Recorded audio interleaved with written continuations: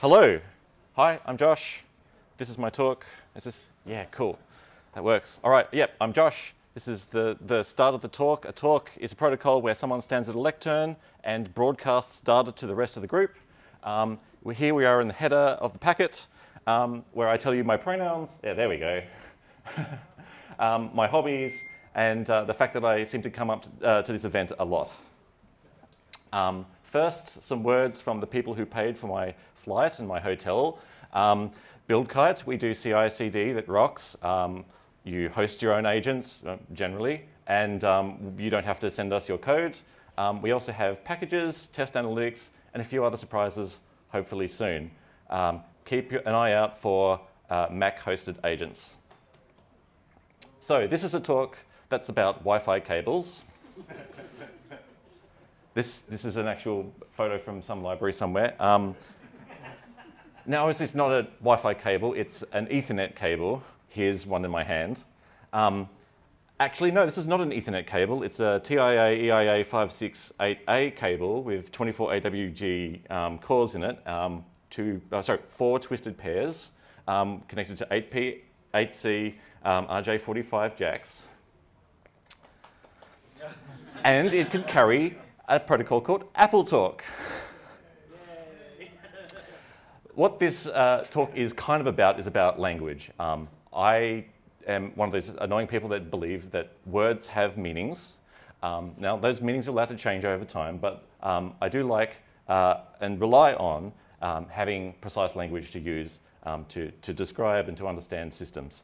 And it's very important for networks because networks are based on protocols, and protocols are all about precisely specifying conversations and technical understanding. So anyway, March this year, a bunch of nerds on the internet wanted to play Bolo, and they wanted to play Spectre, and they wanted to just share wares using their old Macs.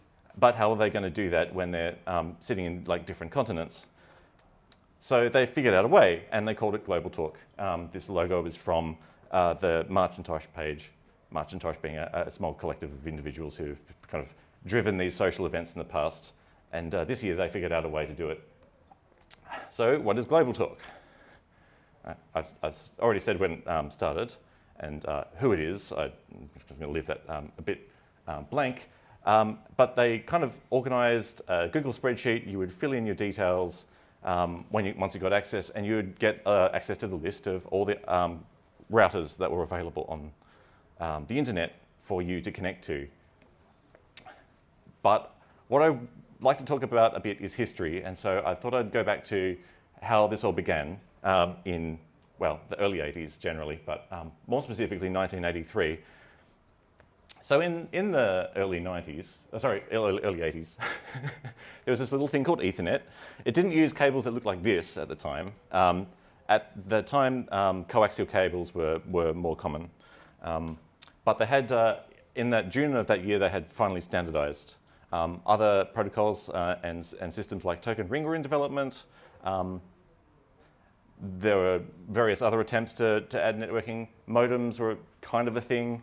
There was this small company in the United States called AT&T or Bell or something, and they didn't let you connect your own devices to their network. So you had to kind of like couple a microphone and a speaker to another microphone and a speaker connected to the computer in order to send data over the phone line. It was a bit wacky. So that was the context in which Apple was working on the Macintosh, and specifically the networking part of the Macintosh. This excerpt from inside AppleTalk describes kind of their motivations. They wanted networking to not be prohibitively expensive for people who were spending about $1,000 on a computer, which is kind of what they were targeting for the Mac. They didn't want the network to be a foreign part of the computer. They wanted to just be there. They didn't want the predominant focus on like transmission speed, which was pretty cool if you were a nerd, but didn't really matter if you're at home and you're just trying to print a document. And so they chose to not invent it here and invent it themselves. I have a couple of other theories why they decided to go their own way. We heard earlier that in the keynote that the first iPhone had 128 megs of RAM. Well, the first Macintosh had 128 kilobytes of RAM. And if you're trying to write a network stack in those sort of limited resources, you find yourself with not many buffers to work with. But there's another reason why the Mac network kind of looked the way it did. And there's this chip here. It's the Zilog SCC. Andy Hertzfeld on folklore.org had this to say. Burrell Smith was one of the hardware designers for Apple at the time. And apparently the engineers from Zilog had Burrell Smith's ear because Burrell Smith decided to put the SCC in the Mac, and that opened the door to using, providing AppleTalk. So in 1984, the Macintosh launched. It had the networking capability there, mostly sort of, you needed some cables. And the cables look like this. And you're going, hang on, those aren't Ethernet cables. That's true. This is the cable that's in my hand. It doesn't look like that. The old Macs don't have Ethernet. They have this serial cable thing. The first Mac used these little, sorry, let me zoom in for you. Yep. The first Mac had these little DB9 connectors on the right. There was one labeled with a printer and one labeled with a phone. It's like, great, you've got two of them. You can connect to two networks. There was a similarly shaped one for the mouse. I'm sure that caused no user problems whatsoever, having 3 ports with different purposes. The next revision of the Mac, so there was a 512K model of the Mac, but it was basically the same Mac as the first one. The Macintosh Plus, they migrated from those DB9 sort of rounded trapezoid things to the circular mini DIN connectors. There's still 2 of them though, printer, modem, cool. Macintosh Classic, again, similar design. The mouse is now an Apple desktop bus. So the idea with the LocalTalk network was you didn't need any central switch or hub to connect all your Macs and printers together. You could just connect the Macs and printers one to the next, and then you've got your network. Hey presto, you don't need any central equipment. But you can't just connect the 2 ports to daisy chain them. You can't just say, I'll connect my modem port to your printer port and you connect your modem port to the next person's printer port. It doesn't work like that. You still needed extra hardware. And that looked like this. On the right, we have Apple's own hardware, which used yet more circular connectors.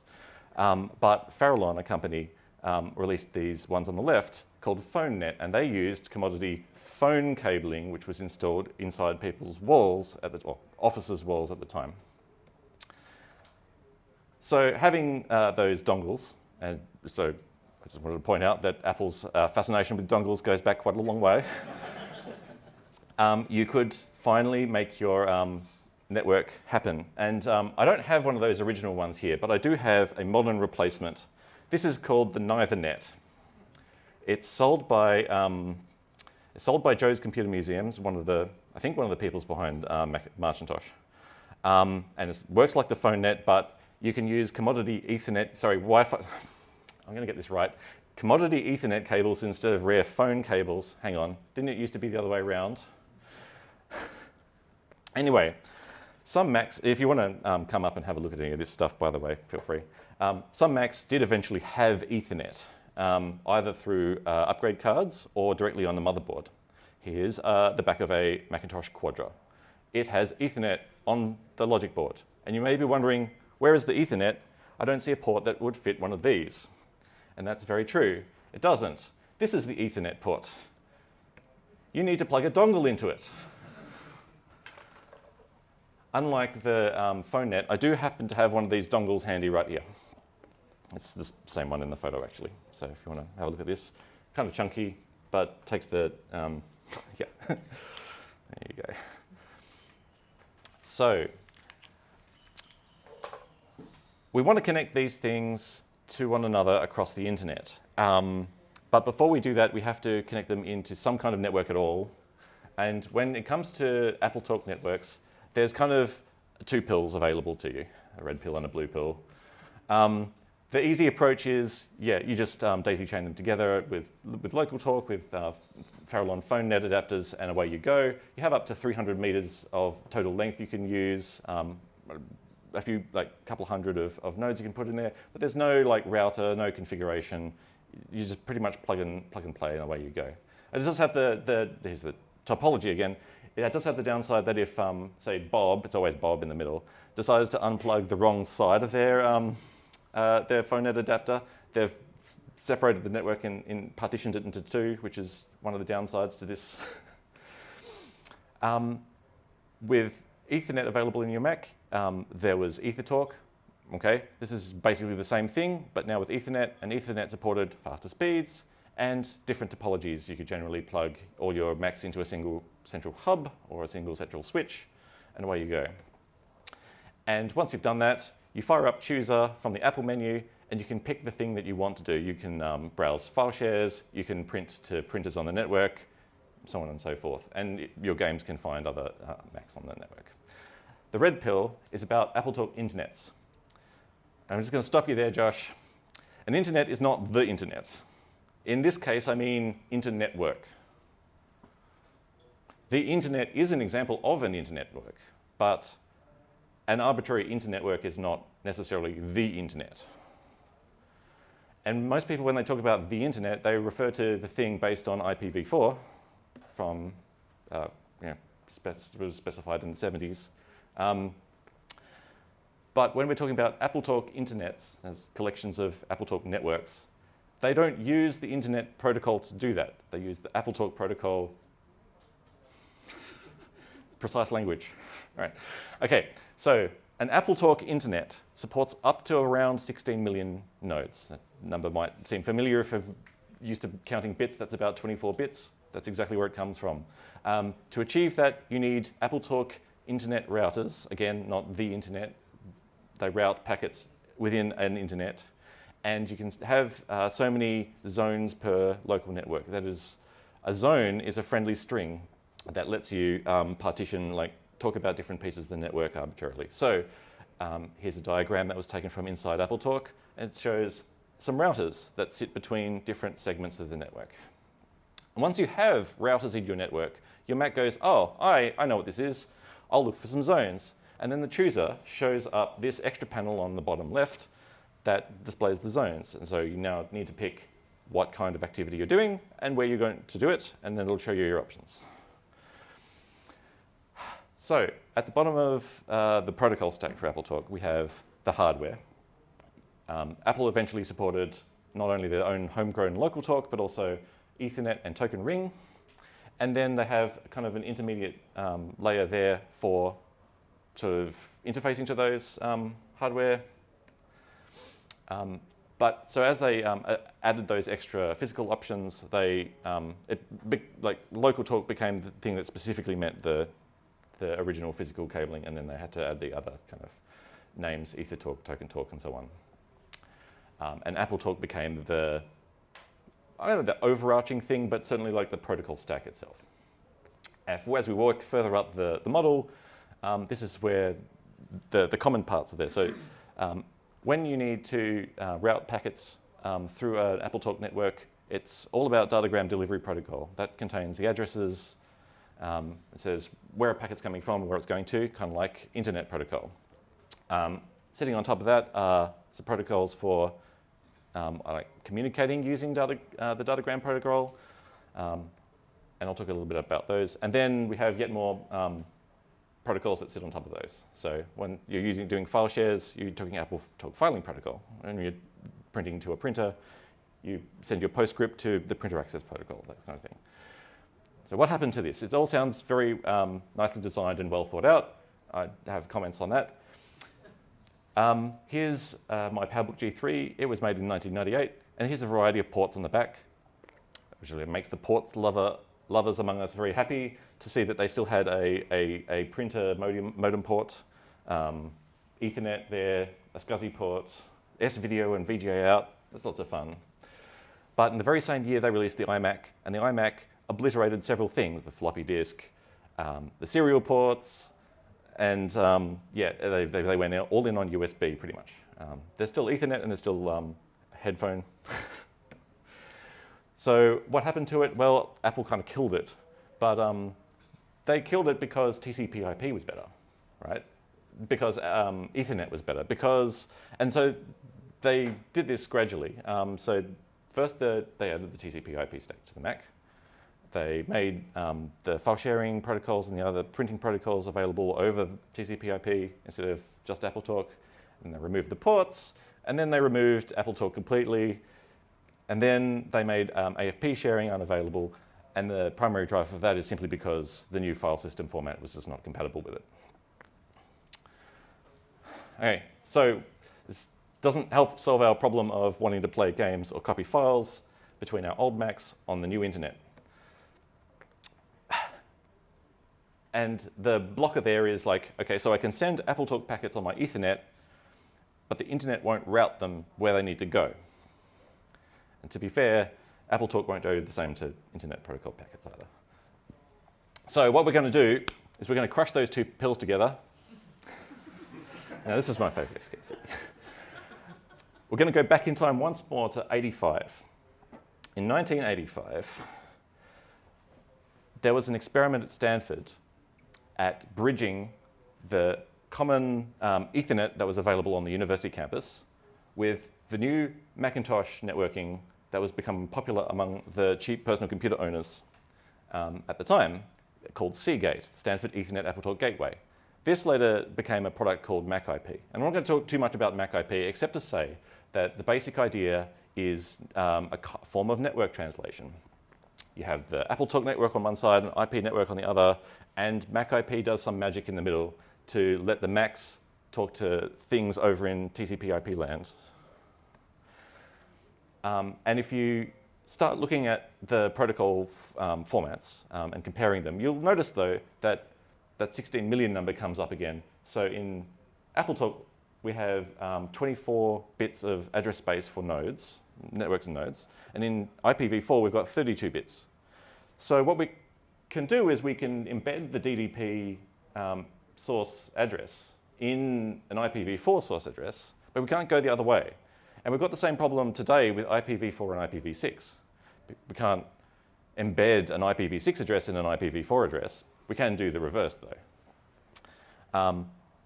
So instead, what we do is we turn to the magic source of networking, which is the key idea of behind a VPN, and that is tunneling. Tunneling is to networking as in direction is kind of like to programming. It's how you solve any problem, really. you want to get packets from A to B, and you have no way to route them. You just add a tunnel, and it'll work. There have been a few attempts at this. A guy created Rob Brown.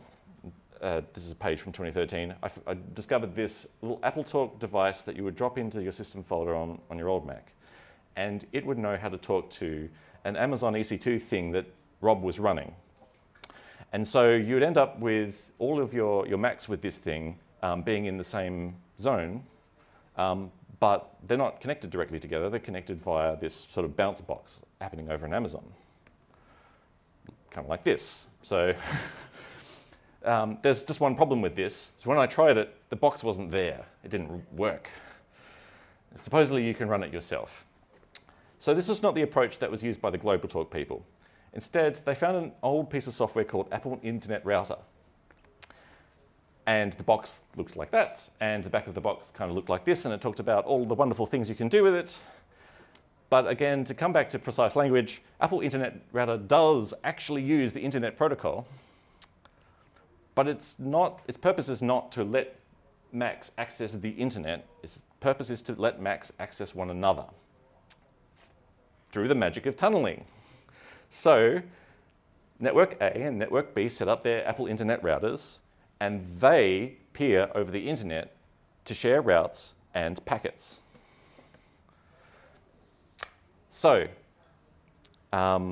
this is from a blog of a person called Paul Rickards, and this is one of the here's how you set up Apple Internet Router and join GlobalTalk. Here's what you need to do. You need to install System 7.1, System Update 3.0, Apple Internet Router, Router IP extensions, network software install 1.4.5, and you do this on an LC form factor machine with an Ethernet card and the PDS slot. Great, thanks, Paul. I don't think I have any of those. Oh, hang on. No, wait, I can do that on the Mac Color Classic. This thing has got an Ethernet card in my expansion slot. Unfortunately, when I tried to do this, I proceeded to brick it. That's funny. The large volume connected to your computer can't do something about 4 gigabytes. And here's the mistake I made.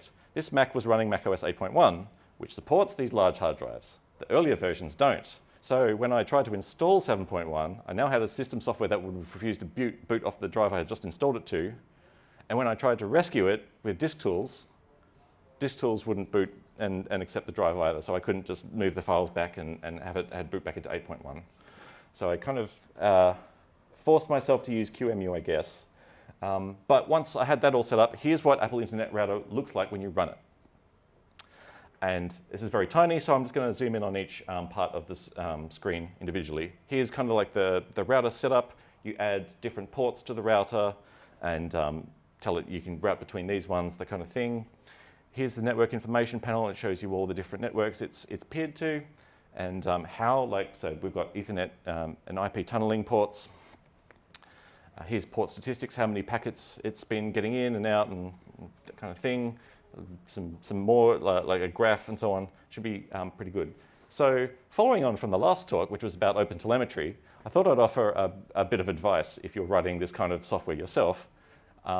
I think that software should be observable, and I think open telemetry is a good way of helping you do that. But I think that if you've gone to the lengths to understand like your problem domain, and you've written a piece of software that solves some problem, you have the perfect vision of how that app models the world. And so why don't you dump that model into a web page somewhere, or a diagram, or some output, and the app can explain how it sees the world. And I'll show you this in a minute. The GlobalTalk page has this warning on it. Is it safe and secure? Absolutely not. You are opening your legacy Macs to the internet. Anyone could theoretically connect to your router. YOLO. Am I totally pwned out right now? Yeah, it could be, but I don't think so. This is a security by obscurity situation. But I didn't like the idea of running a QEMU under sudo in order to give it raw packet access on my iMac permanently, particularly a compelling idea. And also I wanted a content for this talk. So I decided to write my own router and give a talk about it. And when I did this, the community was like, oh, great. This is just what we wanted, because we didn't want to run our old legacy Macs with the Apple Internet Router software all the time ourselves either. We wanted to have a Raspberry Pi or some other low energy thing. So Euro Plus, even like, it's kind of a bit of a side tangent here, but part of the GlobalTalk community went off and bought some things from eBay using community donated funds and said, hey, I'll scan some of the pages for you to include in your talk. Unfortunately, the only pages I asked for were the introduction with foreword from John Scully. And it was basically just, yeah, the incredible breakthroughs of like networking technology, yada, yada. So I didn't feel like boring you with that. So I decided to write my router in Go. And I got the interest of, there's a forum called Tinker Different, and this is one of the posts I thought, like, oh, great. I've done too much reinvention in my time to cast stones, but I certainly wish they were writing in Python. Oh, you're right, I should have written in Python, because then I could have just used Tashtari's own router. Tashtari works on, among other things, this Raspberry Pi hat, which lets you talk to LocalTalk Macs. So it's got the same socket, and you just, you plug the daisy chain adapters into it and sort of kind of thing. So here's a bit about how my router works. So it's in Go. It uses a library called libpcap to directly access the frames off the Ethernet device. It acts like an AppleTalk router otherwise and talks to Apple Internet routers in order to share packets and routes. As I was writing it, I discovered that actually Apple sent a memo to the IETF and describing what these packets look like.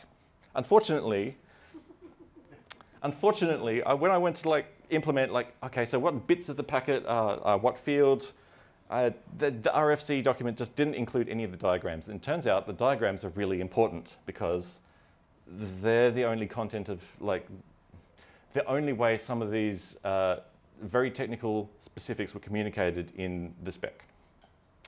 Send a call out, hey, has anyone seen this doc? Actually, someone had. And so I got the PDF and proceeded to implement the protocol based on the diagrams that I finally had. So a bit about this routing protocol. So AppleTalk routing is, well, without this protocol, is kind of broadcast oriented. You broadcast, hey, I've got these routes every 10 seconds. The new protocol that they implemented is not like that. It says, hey, I've got these routes, and then I'll tell you about some updates later on. And then no further communication, unless you're routing packets. One of the things I discovered in this doc is that it consistently uses the phrases data sender and data receiver. These are not the same as who's sending the packet and who's receiving the packet at any moment. A router is kind of a source of routes, which means that it's kind of a source of route data, which is what this whole concept is about. You saying, hi router, give me your routes. I'm the data receiver because I'm receiving the route data from you, and you're the data sender because you're sending your route data to me. You send your route data to me, and then I send an acknowledgement back to you. So in that conversation, there's 3 packets sent, but only one is containing one is sent by the data sender containing the data. Another thing I discovered was that actually the Apple Internet Router, like the update-based routing protocol part, was the easy part of the implementation. I think by 1993, when Apple wrote the document that describes a URP, they had learned a bit about describing network protocols. And so not only was the document more specific in some ways that made it easier to implement, but they went to the trouble of including an appendix that broke down how much they thought each component would take to implement. They included helpful diagrams like these state diagrams. And although these may look complicated, they really just boil down to 5 states each and a few retrial loops.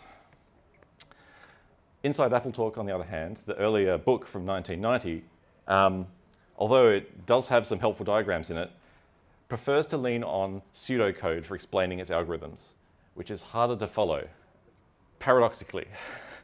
The checksum algorithm is probably the easiest of them all. One of the things that I wish that,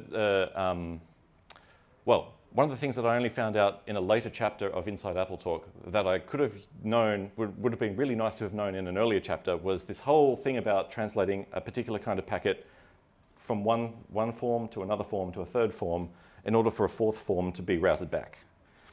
Because you can't broadcast on a remote LAN, you can only broadcast on a local LAN, so they had to come up with this scheme. Anyway, it all works. Some things that people have done with the GlobalTalk network. We have the GlobalTalk chat. This is a hypercard stack. And when I tried it yesterday, it didn't work. So here's an example of the chat in action. I'm asking a question about something that's going wrong with macOS 9. I did eventually get an answer. The answer was reinstall macOS 9. Here's another thing, the Apple Wide Web. Hopefully I'll demo this in just a minute. But it's basically, what if we took HyperCard and turned it into a World Wide Web kind of deal where you click on links and it takes you to other people's stacks. Yeah, demo time. But first, I want to show you the architecture of the demo. So here, I will be remote controlling a G4 cube using a piece of software called Timbuktu. Timbuktu, unfortunately, does not have a modern macOS version, at least I couldn't find one. So I'll be running that inside an emulator and then connecting via a tailscale tunnel in subnet router mode from the box that is running JRouter to the G4 cube. Before that, let's get rid of that. Okay, so let's. Is this the button? Oh, great. I just wanted to show you the anvil first.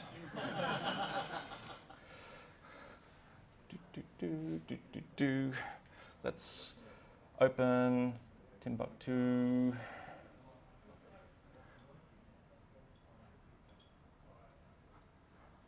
Let's connect to the cube. Let's type in the password. Oop. Yeah, there it is. Oh, that's really small, isn't it? Oh well. So we've got, I showed you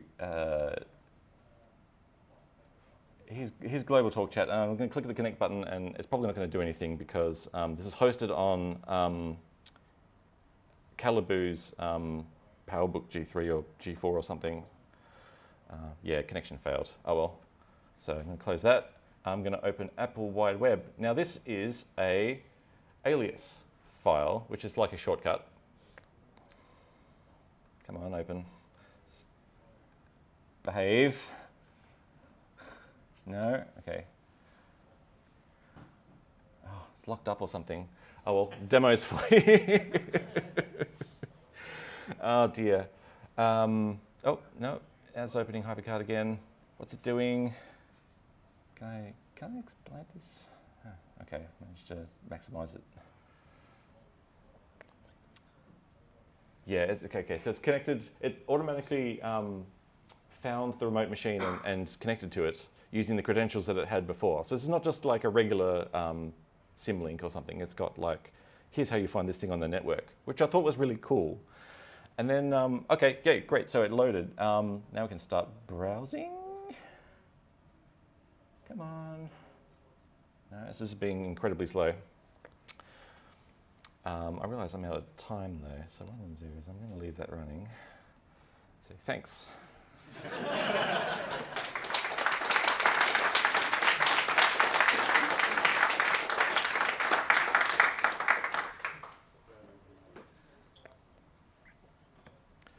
And the DOS machines started invading as well. Did you know Apple wrote an AppleTalk stack for DOS? I didn't, not until like a week ago. It's sick. It's sick.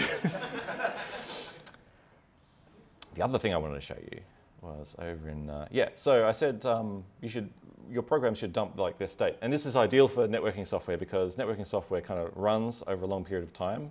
And then you can see like routes. This is a router, so you're interested in where packets are going to go. You're interested in seeing like how many hops there are between here and there, and what the zones are called. And a previous incarnation lists like the IP addresses, but I'm not leaking those because we've got this Google sheet that you're supposed to sign up for. So there's that. All right, now questions. Feel free to try doing some more of this. Oh yeah, okay, well, it's still over here. Oh yeah, start browsing, woo! Oh, I've clicked the button. There we go. Welcome to the home on GlobalTalk. Yeah, what happens if we click on GlobalTalk? This must be really hard to see. Oh my God, it worked. If you're reading this, you already know what GlobalTalk is. Well, now you do. And we can go back. It's powered by Blackbird, my PowerBook 540C. This is my favorite 68K Mac ever. Oh, that's sweet. Cool Apple Wide Web links. Now, in theory, this should load up a HyperCard stack on someone else's machine. Oh, yep. Apple being AppleTalk, if the server is down, there may be an indefinite pause. Well, good luck. In a second, we should see another machine fire up here.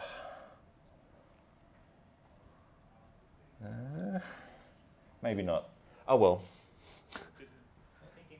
Yeah. Oh, yeah. So one of the things with the older Macs is that because, let's just say they hadn't like properly got the handle on multitasking.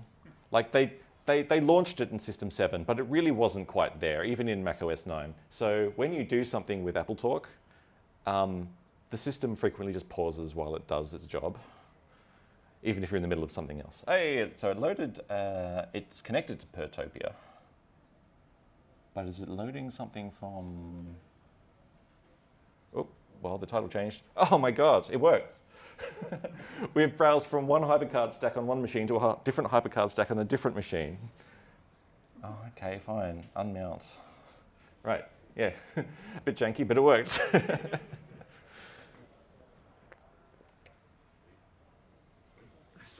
amazing. Yep.